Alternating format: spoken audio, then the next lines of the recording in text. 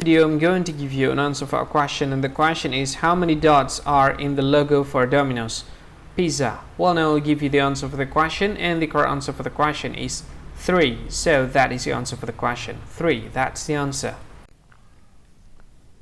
Hi, thank you so much for watching this video. If you find this video is very useful, you can help this channel to grow by subscribing this channel. Please this subscribe button and don't forget to like this video. And if you find this video is not really good, or you don't really like this video, or you kind of feel that it's a little bit offensive or something like that, you can click this one, dislike button. You can do that anyway. And if you want to share this video with your friend, you can share it by clicking this share button, and you can share it to any social media that you wish that is currently available at this time, like Facebook, Twitter, LinkedIn, and many others, right?